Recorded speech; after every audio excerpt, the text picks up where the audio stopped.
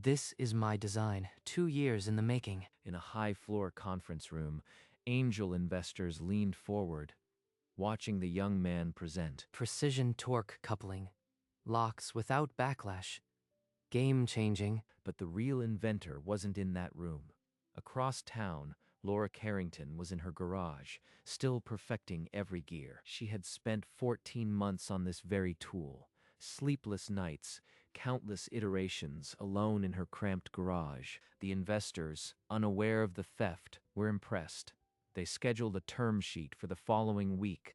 I built the first prototype in my dorm room.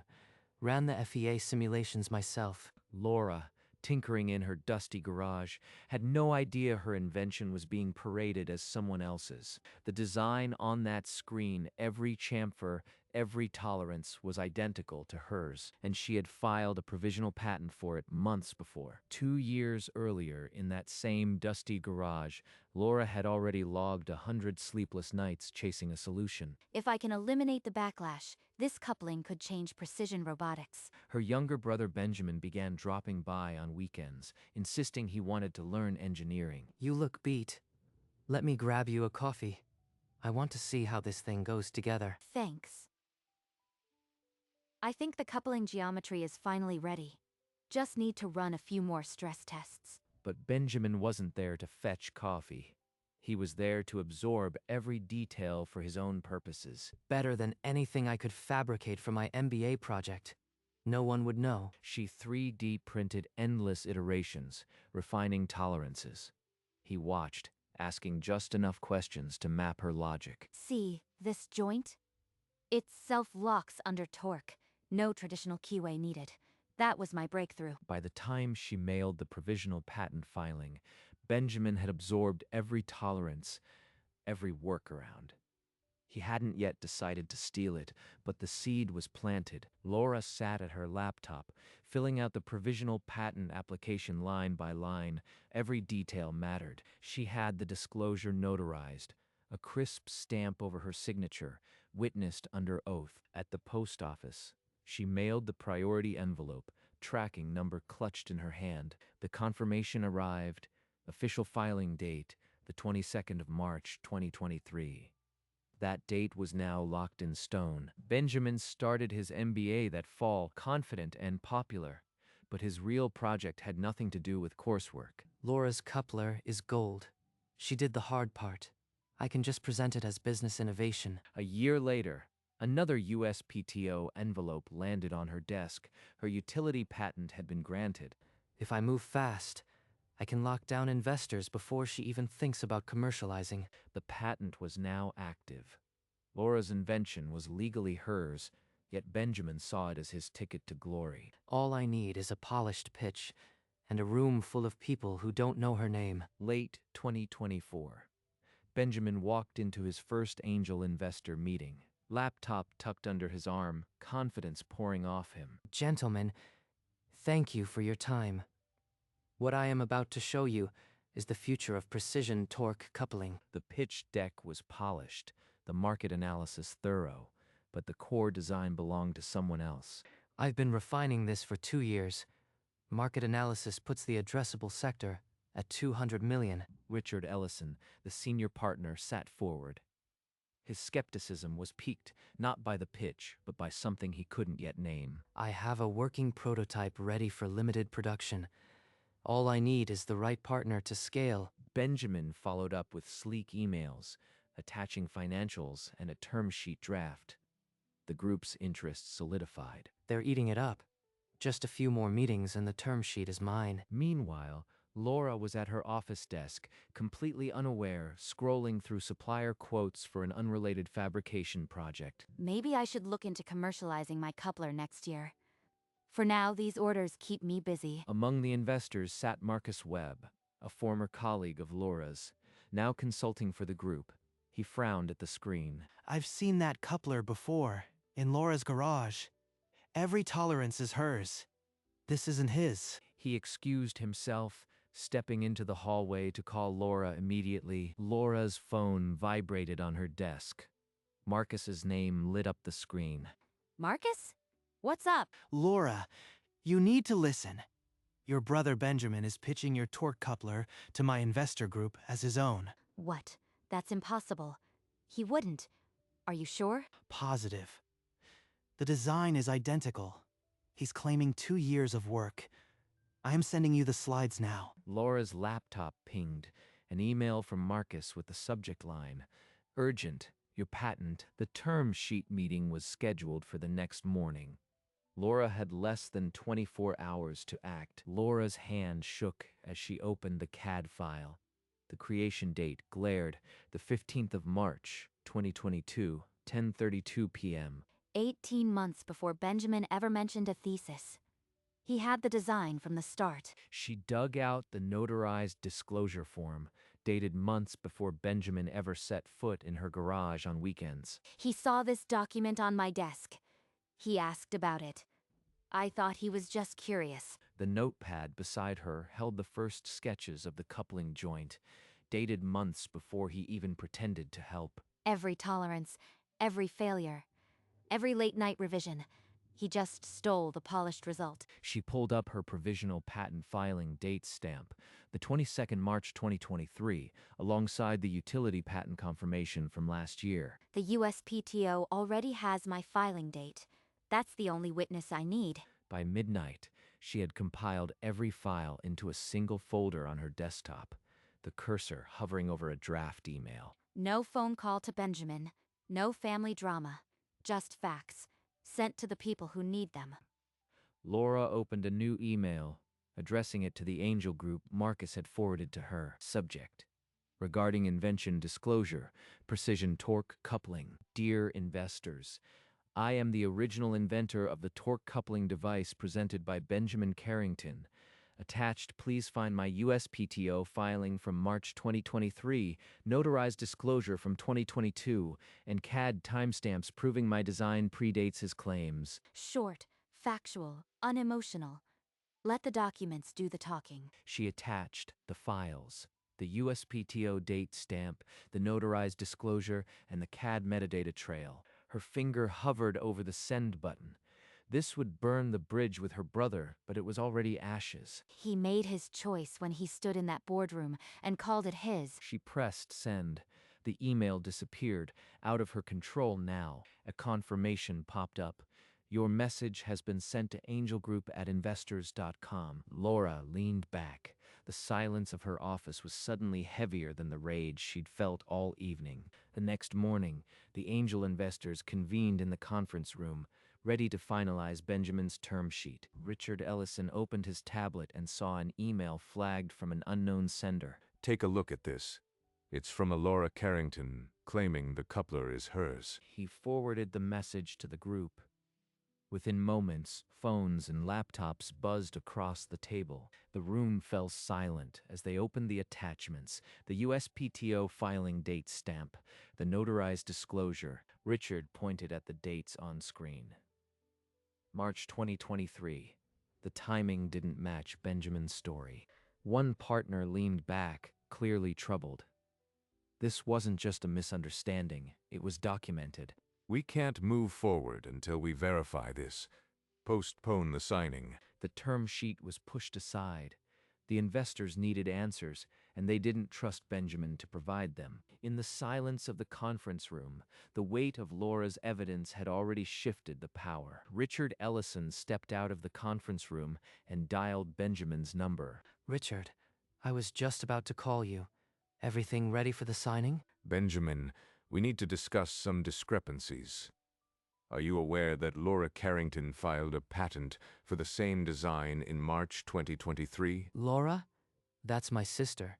She helped with a few prototypes, but the idea was mine. I have documentation. Benjamin, the USPTO filing date contradicts that. Unless you can provide earlier records, we're forced to withdraw the term sheet. Benjamin's face drained of color. He fumbled for words, but there was no escape from a federal timestamp. I can explain. She agreed to let me present it. It's a misunderstanding. Richard's voice was cold. The documents don't reflect any agreement. Goodbye. Benjamin slammed his laptop shut, his reflection a mask of panic in the dark screen. She had known all along. How did she find out? The term sheet, my thesis, everything's gone. Laura's laptop pinged again. Richard Ellison's name appeared in her inbox, not as an investor for Benjamin, but as a potential ally. Miss Carrington, I was impressed with your documentation. The term sheet with your brother is terminated. I would like to propose a direct investment in you as the inventor of record. They switched sides without a single phone call. The documents did exactly what I hoped. Simultaneously, a formal notice reached Benjamin. The investment group had withdrawn, effective immediately. She stole my investors. Every one of them is backing her now. Laura sat motionless, the weight of victory pressing against the cost of a shattered family trust. I didn't just defend my patent. I absorbed his entire funding round without a fight. Richard's email included an invitation to meet over coffee the next week to discuss terms. This is the real beginning. An investment on my terms, not a stolen pitch. The boardroom had shifted allegiances, but the family fallout was only just gathering force. Janet Carrington was in her living room when Benjamin's call came through, his voice already cracking. Mom, Laura contacted my investors. They withdrew the term sheet. She's trying to destroy my career. What? That can't be right. Why would she do that? She's jealous. She filed a patent behind my back and told them I stole her idea. It's a lie. Janet's grip tightened on the phone. Her golden child was hurting, and Laura was the target. He's always been the sensitive one. Laura's always been too independent. This has gone too far. Without hesitating, Janet ended the call and immediately dialed Laura. Laura's phone lit up with Mom on the screen just as she was about to close her laptop. Hi, Mom. Is everything okay? Don't you, hi, Mom, me. What have you done to your brother? He's in tears, Laura. In tears. He presented my design to investors as his own. Mom, I sent them proof. He stole my work. Stole? You helped him. He said you agreed. Why are you lying to ruin his life? I filed the provisional patent before he even started his MBA. The dates don't lie. I don't care about dates. Your brother is devastated. You are supposed to be a family. Family doesn't steal 2 years of your life and call it a thesis. I won't apologize for protecting my invention. Then you will call those investors and fix this. Tell them it was a misunderstanding. Number. The evidence is with the USPTO. I won't lie for him. Then you've chosen your selfish pride over this family. I never thought you'd be so cruel. She hears what she wants to hear. It's always been about his feelings, never my truth. The call ended with Janet's bitter silence. Laura sat alone, the weight of decades pressing down. Laura stared at her laptop in the dark office. The call with her mother still rang in her bones. He won't just lose funding. He'll graduate with a stolen thesis. If I stay silent, I am complicit. She imagined the faculty at his business school, lauding him for innovation he'd stolen. The thought curdled. Laura opened a new email, the address line, Program Director, MBA Program. No mistakes this time. Subject: Academic Integrity Concern. MBA Thesis by Benjamin Carrington. Dear Director, the invention presented as Benjamin's MBA thesis is my patented work. Attached evidence includes USPTO filing, notarized disclosure, and CAD metadata. She attached the same folder: the patent confirmation, the notarized form, the creation dates. This isn't just about me anymore. If he graduates on a lie, he'll keep lying. It stops here. She pressed send. The email vanished. The screen returned to the blank composition window. Laura closed the laptop.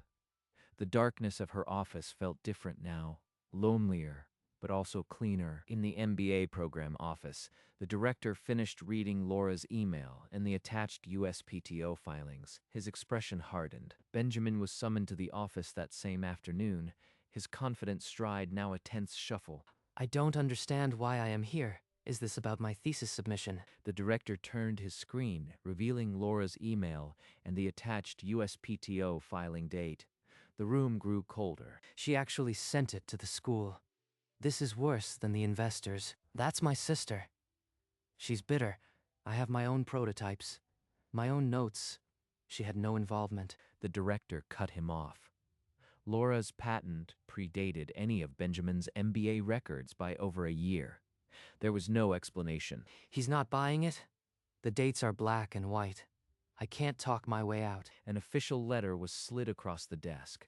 The academic integrity inquiry would open immediately, and his thesis was now flagged. Benjamin stood up, his future crumbling in real time. The framed diploma on the wall seemed to mock him as he walked out. Benjamin had barely left the director's office before he called Janet, and within the hour, Laura's phone began ringing nonstop. Laura, you vindictive woman. You report your own brother? Call the school and withdraw it immediately. Laura let the message play, then deleted it. The words stung, but she didn't dial back. More voicemails followed, pleading, then threatening. By nightfall, Laura silenced her phone entirely, but the guilt wouldn't quiet. The next morning, a knock at her door. Janet stood outside, fists tight. Open this door. You will not ignore me after what you've done. I can't talk to you like this, Mom. Please leave. You'll regret this.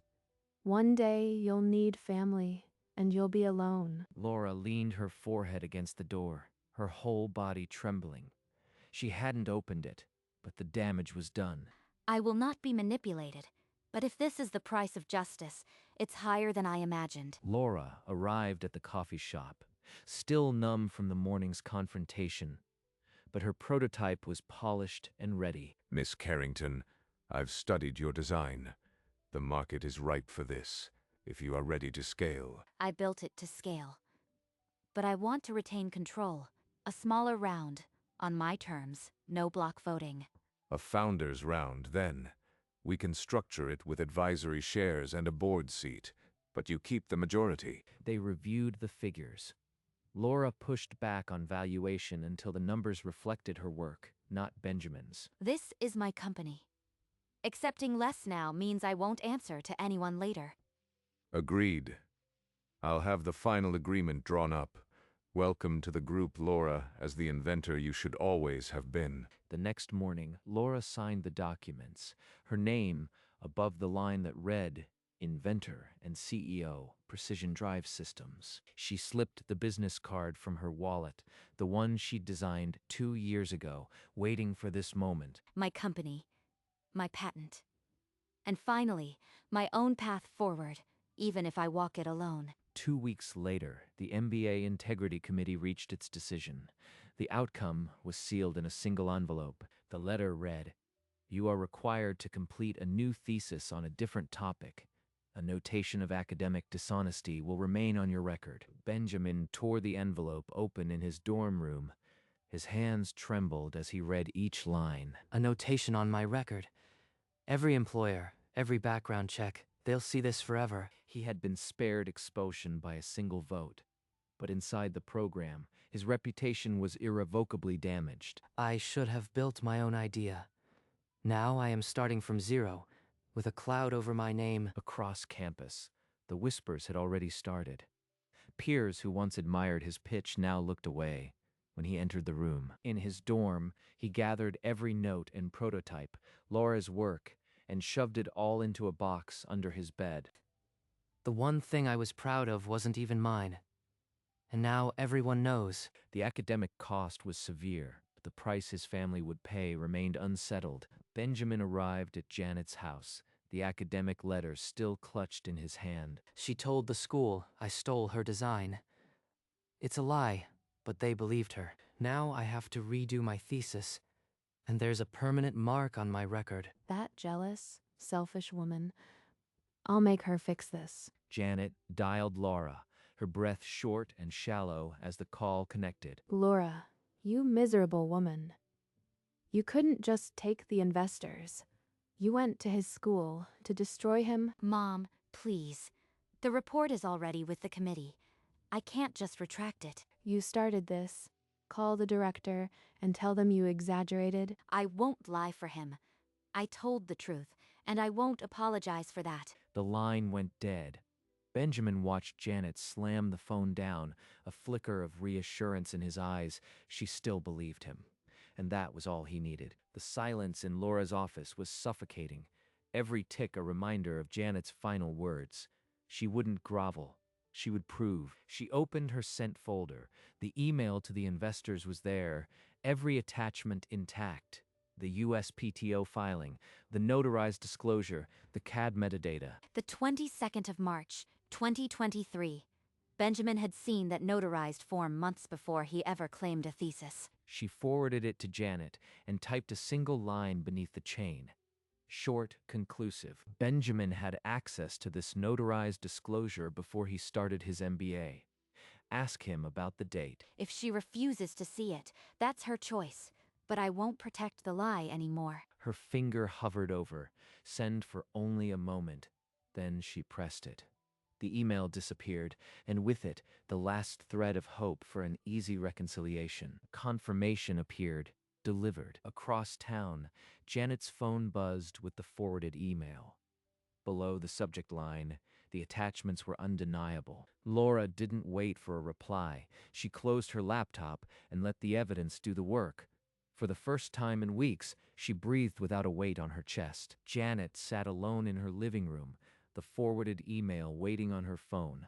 She tapped it open without a word. She scrolled past Laura's note and opened the first attachment, the notarized disclosure form, dated in 2022. Benjamin saw this months before he started his MBA.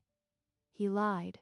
He lied to my face. She opened the USPTO filing.